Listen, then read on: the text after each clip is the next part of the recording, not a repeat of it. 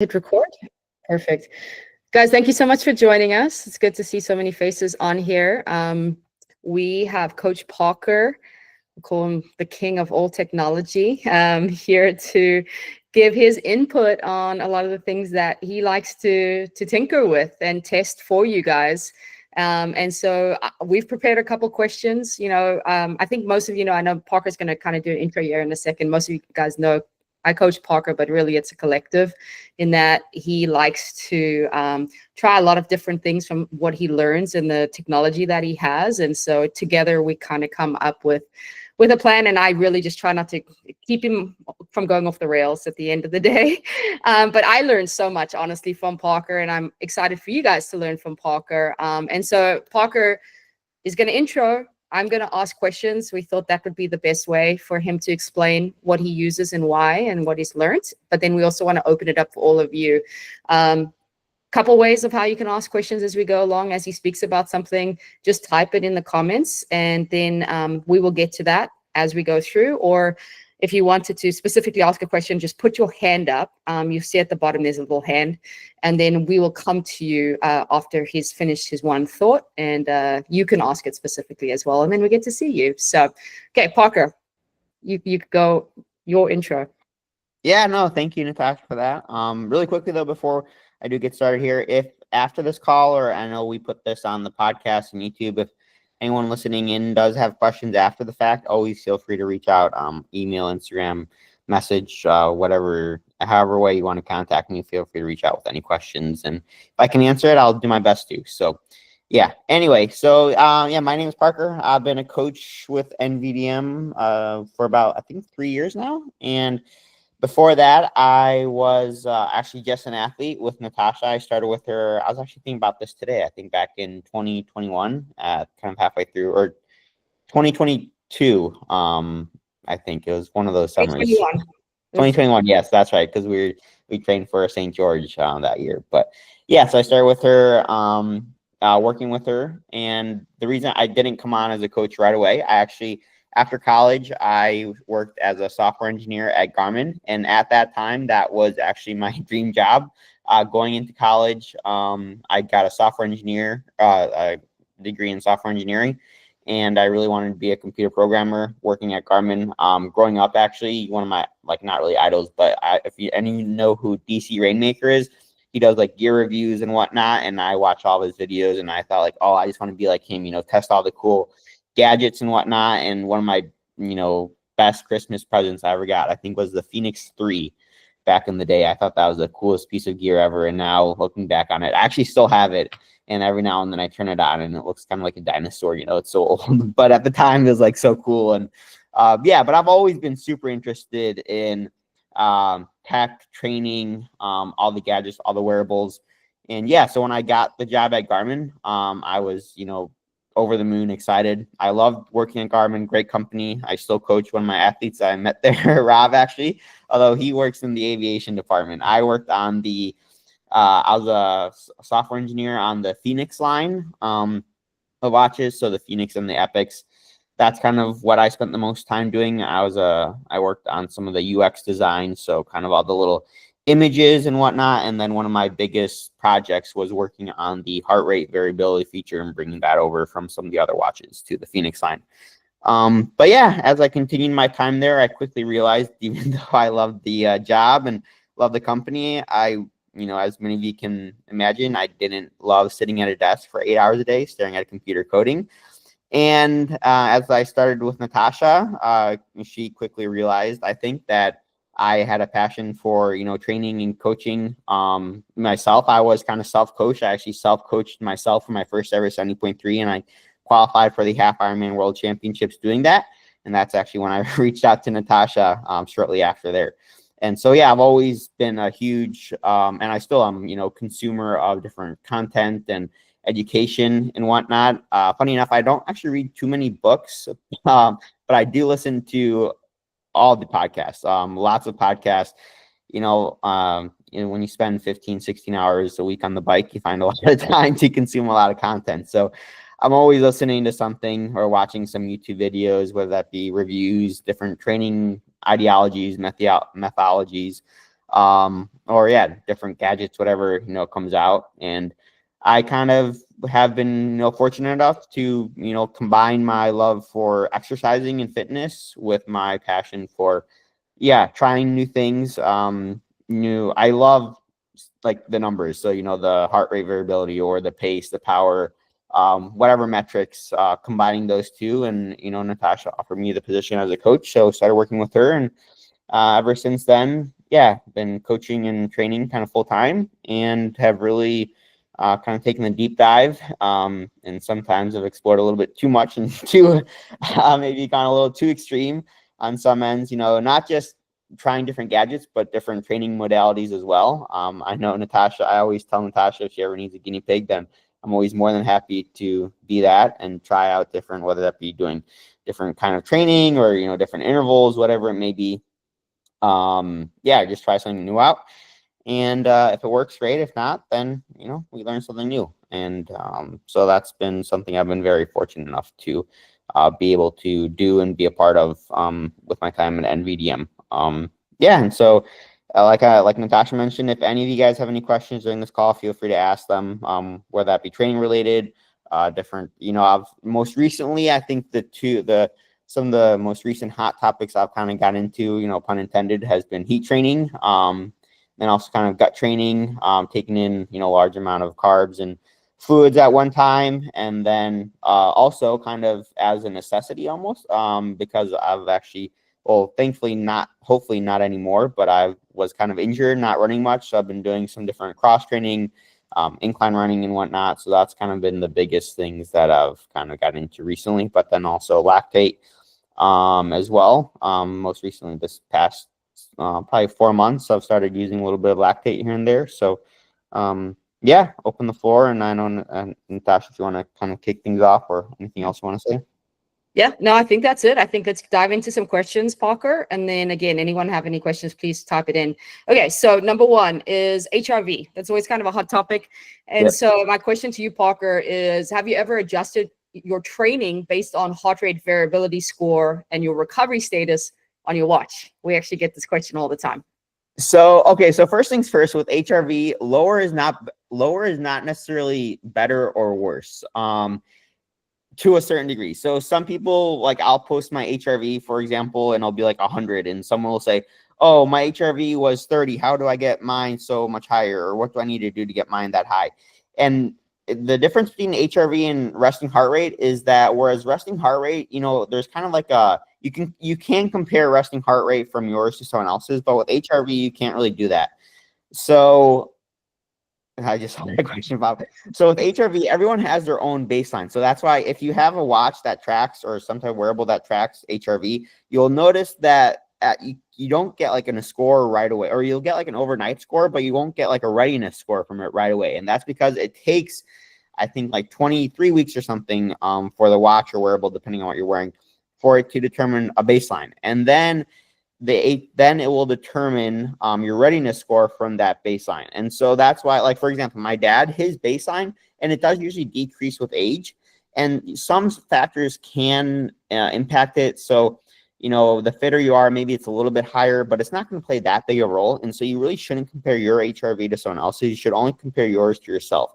So, for example, my dad's is usually between like 20 and 30. Mine's is between like, 100 or like 90 and 110, I'd say.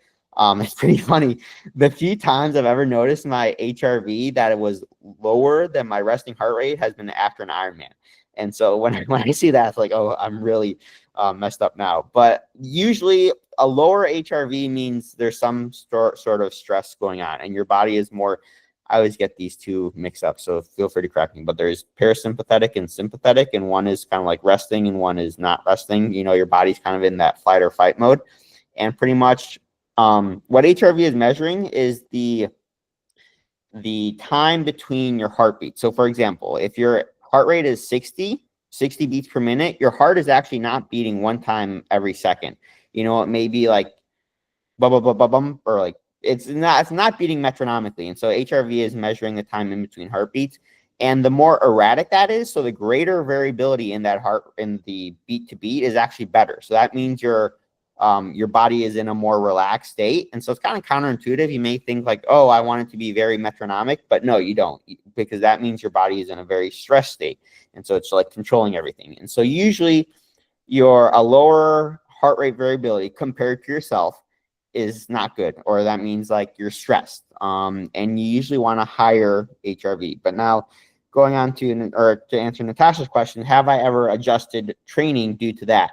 Due to that single factor, no, I haven't. Actually, the past 2 days, my HRV has been a little bit lower than usual, but I haven't adjusted my training whatsoever. What I have done, however, is I have looked at that in the morning, and I have kept that in the back of my head. And that's what it's always good to, I think, not to necessarily right away you see that metric in the morning and see it's lower than normal, I'm not going to train today. Because I've actually, like the past few days, I actually had some really good sessions.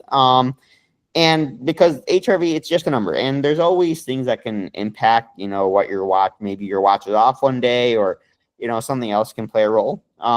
But that being said, if you see trends as well, so if there's 5 days in a row, your HRV is pretty low, then you should probably, take that into account. But I do always, like I said, I saw the lower resting heart or lower HRV, yesterday and today. So if I do feel a little bit extra fatigued or in the warm up, things just don't feel right, then, I put two together. Maybe I should take a little easier. And especially if I get into the main set of a workout after the warm up and, I've extended the warm up and I still feel a little bit off, then I may start to adjust things. I think it's very important to take not just what the number says, but also listen to your body, because your body is not like a robot. It's not AI, not yet at least. So definitely not taking, not basing everything off of single numbers, but also listening to your body, see how you feel. And just know that. And I think it's good also to train on days when your body isn't 100% and you don't see all green, because for all you could have a race coming up and for some reason you don't sleep well, or you see a bad HRV or a high resting heart rate. And then if you let that get to you mentally, then, maybe you could have actually a good day, but because you already have that negative mental mindset spiral going, then, you do have a bad day, where you could have actually had a pretty darn good day, but you let those numbers get to your head. Long answer short, I guess. No, I don't adjust it based on just that one number, but I do take it into account when, training. Awesome. I'm going to go to a question. There's two questions that came in. Rob, I'm going to wait on your question, but this one is more, Matthew, yours is in line with what we were just talking about. And his question is, how accurate do you find the Garmin max heart rate zones and VO2 max compared to formal testing? So if you're not wearing a strap, then I really wouldn't put too much emphasis on it. With the newer watches, the newer models, they are getting more and more accurate. They're definitely getting more accurate, especially if you're doing I found a steady session, an easy, a steady run, a steady bike ride where there isn't too much variability. And you can wear like if it's within your watch is relatively new, so maybe 2024 or later, then you can, I think you can take that accuracy pretty, that heart rate data will be pretty accurate. But for harder workouts or for workouts with more intervals and whatnot, then you definitely do want to be wearing a strap if you do want the 100% correct data. Now for max heart rate, how accurate is the max heart rate that you get when you first sign up with Garmin and it gives you the generic zones? Probably not very accurate, because I do think that it takes 220 minus your age, which is kind of like a generic formula. But that's, for example, the highest I've ever seen my max heart rate, and so I'm 26, so if you use that formula, I think my max heart rate would be 195, and I think the highest I've ever seen my heart rate is 185, and so I know for a fact that my max heart rate would not be 196. And so the best way to find your max heart rate is if you're doing a 5K test, or when I found my heart rate, I think my max heart rate is during it was a 10 by 1 mile workout I did a couple years ago, training with some buddies of mine, and it was a hot day outside. And that last mile, the first mile was a 540, and every mile was faster than that one. And the last one I found I think I hit 185, 186, and that was a hard day. But so the best way to find your max heart rate is through testing or doing a very hard workout. when you are feeling strong. And, heat will obviously increase heart rate as well. Now going on to VO2, I've actually found as long as you're doing a wide variety of workouts, so you're doing, your zone 2, zone 1 workouts, but then you're also hitting the top end as well. So you're doing some thresholds, some VO2 intervals. Then I have found that my VO2, as well as with athletes that I've tested in a lab, and other videos I've watched on YouTube, the Garmin is always within, I'd say, 1 to 2 points. Now, obviously, if you're only doing base workouts or you're only doing super high intensity, or if it's super hot and so your heart rate's maybe higher than it has been and you're not acclimated, then it is going to decrease that VO2 or artificially increase it.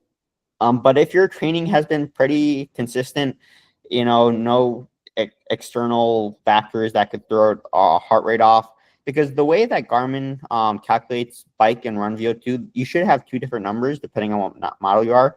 But for the running, it pretty much takes a look at your pace and your heart rate and compares the two. So if one of those metrics could be off for whatever reason, then your VO2 is going to be off. And same for the bike, it's your power and heart rate.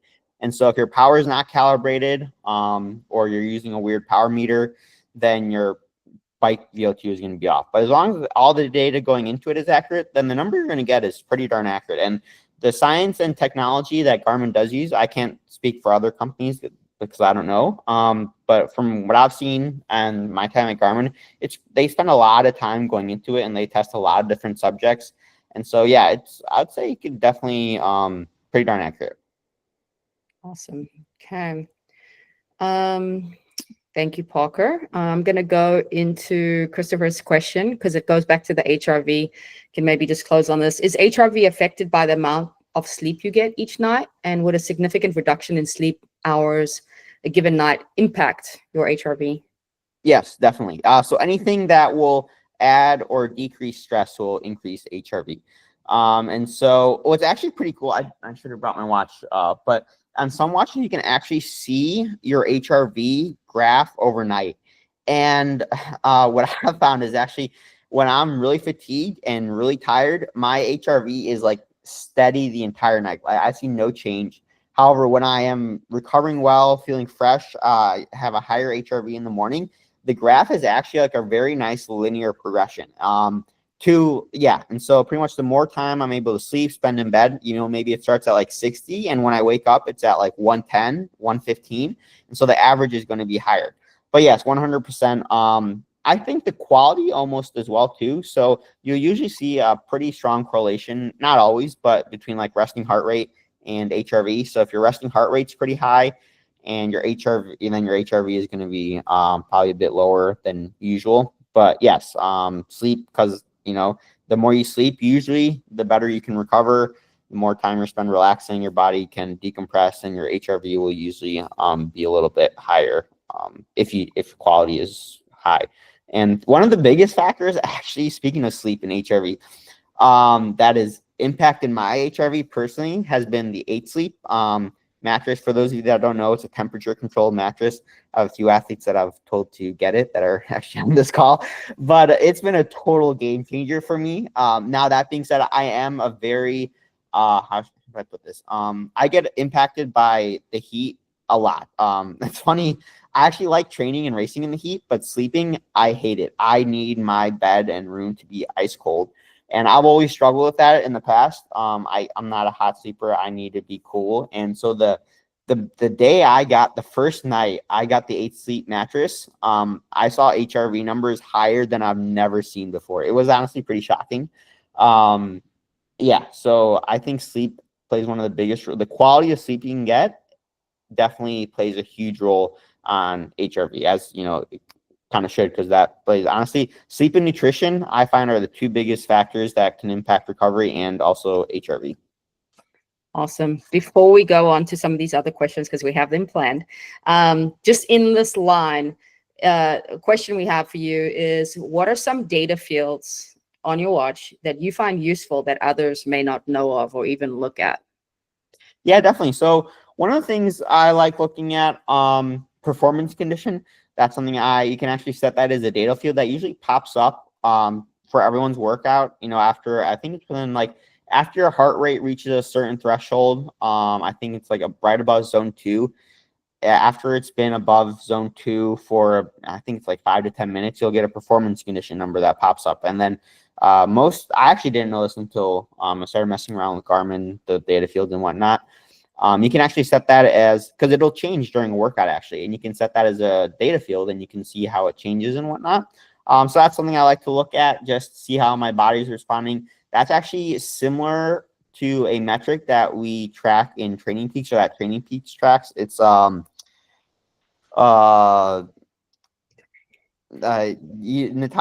it's the how your heart rate goes up or down as the workout. Decoupling? Yes, that's the word I was looking for. So pretty much as if you're more efficient during a workout. So for example, power, you warm up, you get into the main set, and let's say you have, an interval at 200 watts, 210 watts, and 220 watts. If your heart rate actually stays steady or slightly comes down, then performance condition will go up. And that's something we like to see. It shows that, you're observing the training, you're taking on good nutrition and whatnot. And yeah, it's something, obviously, like, I kind of know if I'm going to have, like, my performance condition is kind of bad. Like, I can already tell, like, going into the workout, but it's just something I like to look at. And then also anaerobic and aerobic training effect. That's also a cool data field to have on your watch. So that kind of just shows how much of the workout has been aerobic and how much of it has been anaerobic. Usually for more anaerobic intervals, you really want a big difference in between, heart rate for the intervals. So for example, I had a VO2 workout a few days ago and my heart rate was going from like 120 to 160 within the span of like 30 seconds. So that increased the anaerobic training load quite a bit. And for aerobic intervals, obviously, you're going to have a much more steady heart rate in between zone 2 and zone 3. And just looking at that and seeing, over time or in a certain training block, what are you hitting more? Maybe some areas you're neglecting. You can kind of ask your coach, I'm seeing we're not doing as much anaerobic work in the past. Why is that? But just something cool to look at. And make sure you are like, not that being said, your heart rate zones once again have to be accurate. So if your heart rate zones aren't accurate, then like I said, all this isn't really going to be too helpful. But if everything's accurate, then it's kind of cool to look at. So those are kind of the two I had off the top of my head. Awesome. Yeah, what's funny is as you were saying, I was switching my watch because I just started training again, you guys, to performance condition. And I remember always liking to see my performance condition as I trained. And so if you have one of the new watches, if you go to other, it's under other is where I found it. So save some time on looking for that. Okay, moving on. One more actually really quickly. One more I like, and that I've actually started using a little bit more now since I'm coming back from injury. This is a data field you can only use if you use one of the Garmin HRM Pro or Pro Plus heart rate monitors. They can actually add a screen that shows running dynamics. And one thing I like to track quite a lot is the left-right balance. And so that kind of shows how much time you're spending on your left leg versus your right leg. And I've actually noticed that when I'm injured or coming back from an injury, it's much more unbalanced. So I'm spending a lot more time most recently on my left leg than my right leg. So for example, it could be like 52% versus 48%. And I've been kind of excited the last 2 weeks. It's been trending more and more towards like 48 or 49, 51, 50, 50 almost. And I think that along with kind of how I'm feeling, I've been feeling better, showing that I really truly am getting over these niggles and injuries and whatnot. But once again, kind of similar to HRV, I think it's important to kind of look at some runs where you have been feeling 100% healthy and then take those numbers and compare it to where you are now, not necessarily because everyone may not always be 50-50 even when they're healthy. So if you look at a run one day and you see like 42, 58, you're like, oh, maybe I'm injured. But in all reality, that's just kind of how you run. But that could be something you could also improve on in the future. So that's one more. Awesome. Yeah, that's a great one, Parker. Thank you. Okay, this is one that Cameron asked, and that's one of the questions we had planned. And he asked, I know you've played around with the core temperature measurement for a while. What is your thoughts on interplay between core temperature and heart rate? Do you think everyone will be measuring core temp eventually? What is your experience with it? Yeah, so I've really I've enjoyed the core temperature, the core monitor. I do want to say though, it's it's not actually measuring your core temperature. For that, you need to use a little pill that you want to put in places that you don't want me to talk about. But yeah, so that's not measuring actual core, it's just an estimation. But I do think it's getting a pretty good estimation of core body temperature. I'm sure all the scientists have done lots of, you know, studies and tests and whatnot. So you're getting a pretty good estimation from that. And I think what's been most useful for me is just finding how much is too much heat and, you know, how much is not enough. Because if I'm doing a heat session, I want it to actually be productive. You know, I don't want it to be in that kind of gray zone where I'm kind of doing something just to be tired, but it's actually not being productive. And what I've noticed is that the biggest kind of role, or the biggest factor, I guess, in, you know, increasing your core temperature really is the skin temperature. So how hot you can get your skin. And so by putting on layers, you know, turning off fans and whatnot, that plays a pretty big role. And then also trying to get your heart rate up as, you know, as high as you can, or not as high as you can, but as to like usually like around a zone 2. You don't want to do really any intensity when doing heat training. If anything, the most you'd want to do is maybe like a few strides just to get your heart rate up. But any quality work you definitely don't want to do with heat. I personally, I have like 2 or 3 fans that I use for all my work or all my like quality sessions. So if like that VO2 workout I did earlier this week, I have 2 fans blasting on me, you know, no shirt, just, you know, bib shorts. And so, yeah, just really make sure you're doing your quality when you're doing your quality. And then for, if you are doing a heat session, making sure you're actually getting some sort of heat adaptation. And in the initial phase, you really do want, or what I've noticed using the core, because it'll show you how heat adapted you are. You really do want to be doing it, not every day, but at least every other day, you know, 3 to 4 times a week, because the adaptations actually don't last that long. So if you only do it once a week, you're not going to be getting too much. But then also passive heat. You can also do passive heat quite often, which I found that can also increase your total heat tolerance or heat adaptation, and that's a little bit less stressful. That's what I mean by passive heat. You can actually log this in the Core app now. They have a place where you can input, for example, the sauna. You put in how hot the sauna was, air temperature and whatnot, how long you're in there, and it'll give you like a passive heat score. Personally, one of my favorites is a hot tub, just to go, or like a hot bath, just because, you know, I have access to it here. So you just put in how hot the water is and how long you're in it. And so doing that after a hard session, I found that to be quite nice, just because you can also put Epsom salts in the bath, so it's kind of relaxing too. But yeah, just the biggest thing with the core sensor has been honestly, yeah, knowing how much heat is too much and how much is not enough. And so making sure you're getting the amount that you want without overdoing it, and making sure, yeah, you're getting the stimulus that you're going after. Awesome. Thanks, Parker.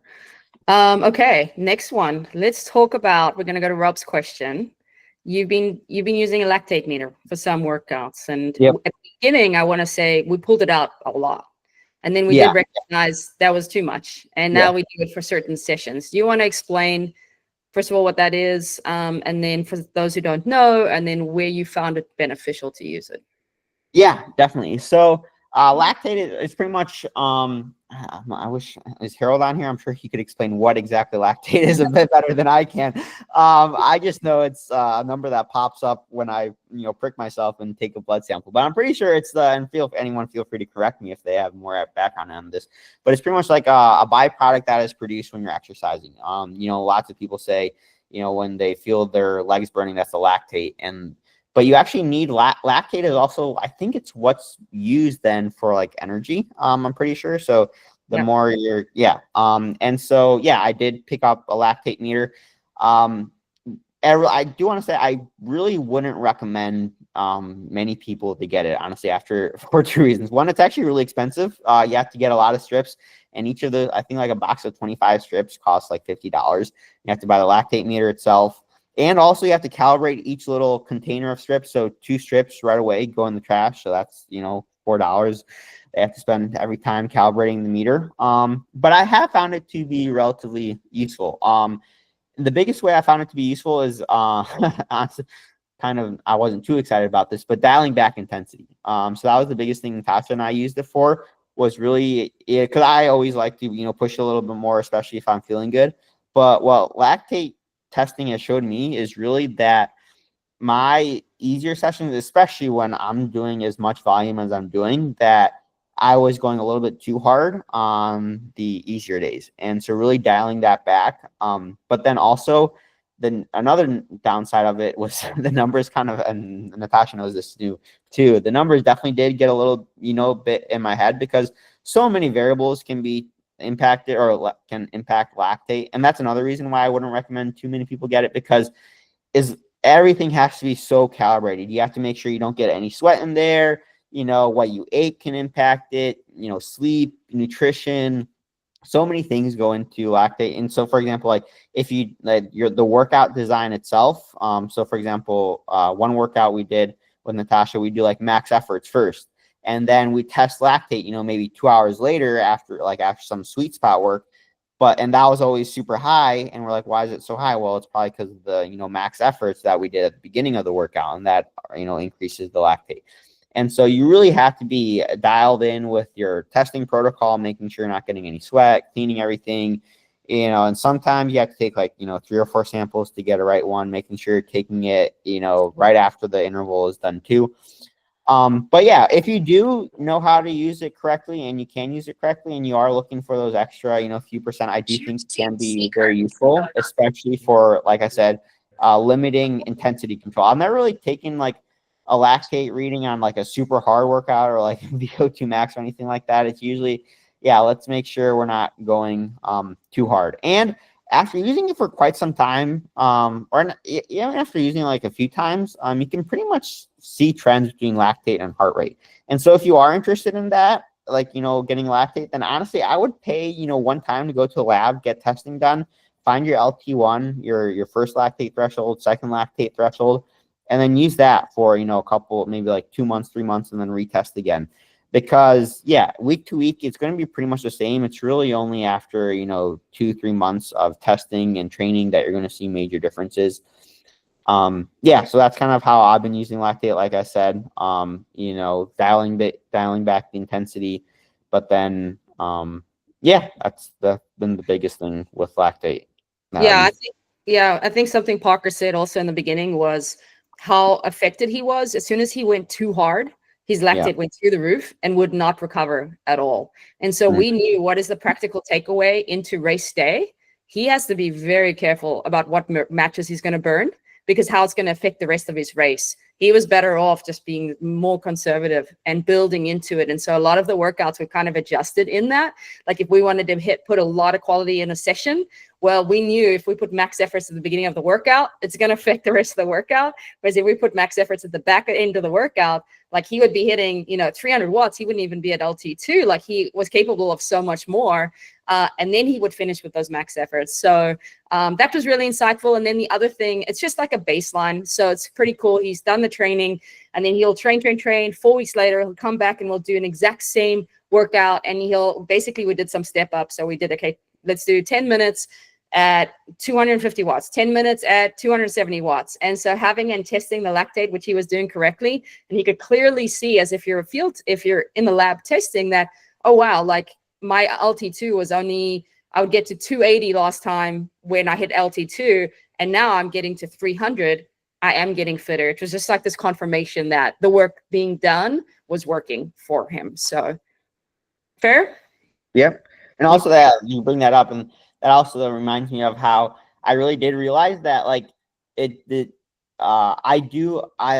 not sure if this is the same across the board, but at least me personally, I do much better with longer warm-ups. And so I could test one time at the beginning of workout at for example, 240 watts, and my lactate would be 2.4. And then 3 hours later, I would be hitting 275, 280 watts at a lower lactate actually. And so what that showed me, like Natasha said, if I'm racing an Ironman, don't go at 280 watts right out the bat, settle in. And then after an hour or two, then you can start pushing it and you'll be more efficient and whatnot. And so I just found that pretty interesting as well. Yeah, absolutely. And just your point, we're going to ask one more question here. Your point of the warm-up, you guys, something I talked to some of my athletes is start to pay attention. Maybe you're carrying a lot of fatigue, you're deep into an Ironman block, maybe you're older, you need a much slower and easier and longer warm-up. Make sure that is in your workouts, and adjust your workouts if you need to. Even Parker, I would set a warm-up, and maybe I've started it at 55% by mistake, and I build it of FTP on a bike workout, and I build it to 70%. He actually sometimes goes in there. He knows he needs a longer and easier workout, and I go in and look, and it's like it's starting at 30%, and it's 30 minutes longer because he feels like he needs a lot more time before really getting into the meat of this workout. And so that's something for you guys to be just take notice of. Like, I really need just more time, and that's totally okay. So many times I've gone into swim, for example, as well. Sorry to hijack this, but I think it's just an important part. No, I agree. And you do the warm up, and you're like, man, I am still carrying fatigue. I am not ready for that main set. Extend your warm up. You know, if you see it's a main set coming, it's totally okay to do that. And I've seen a lot of the times people end up having a great swim if they don't rush into that main set. They just give themselves a little more time. So, okay. That's all I had to say about that. Please adjust on that.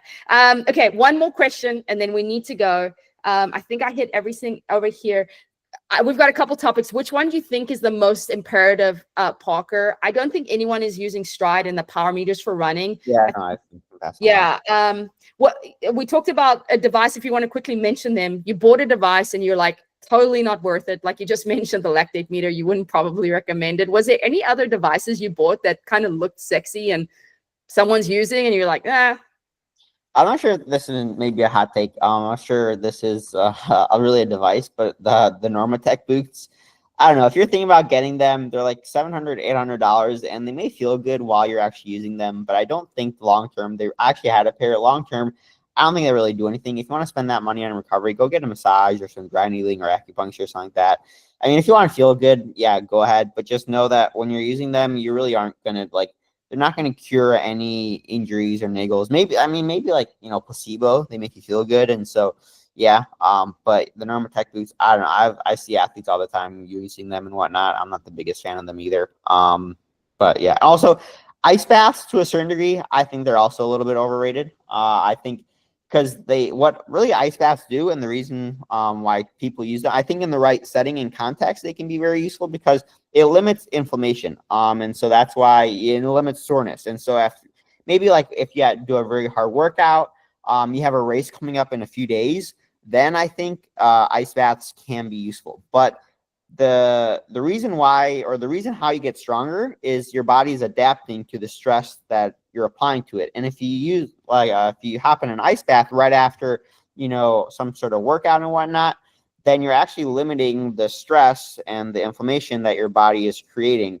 Now, if you have an injury and you want to ice it, then, if your doctor says so, go ahead. But I think day-to-day regular training, you want some inflammation to a certain degree. And so honestly, I've always been a bigger fan of, heat, Epsom salt baths and, hot ice baths. Like I said, maybe if you have a race coming up and you really want to make sure, limiting all soreness and whatnot, and you're not looking to really get any fitter or stronger in that last week or two of taper, then 100%. But yeah, in regular training, you're supposed to feel a little bit beat up and a little bit sore, obviously to a certain degree. So those are, I guess, two. Awesome. Okay. Perfect. Yeah. I think we're going to cut it there. Did anyone, let me check that I didn't miss. Says is unproductive. Garmin. Yeah.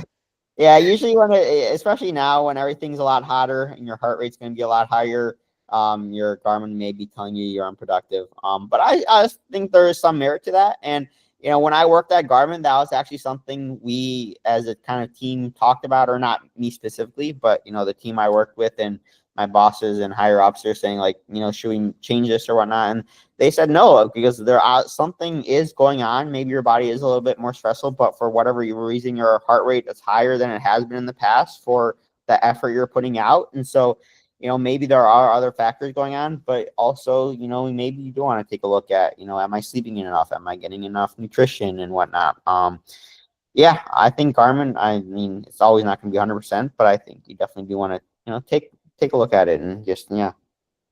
Awesome. Okay, guys, if anyone has any other questions to follow up on this, it's Parker at NVDMcoaching.com. He will answer you within 5 seconds.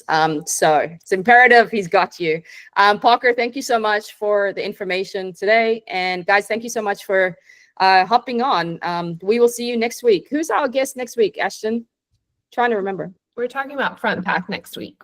That's right. Yeah. Okay, perfect. Would love to see you guys on there if you guys are available. Obviously, Lake Placid folks, you will be racing. Good luck to all of you. But everyone who else, we have this amazing app. We want to use it better. We're going to learn how to use it better so we can stay connected as a team. Appreciate you guys. Have a great week.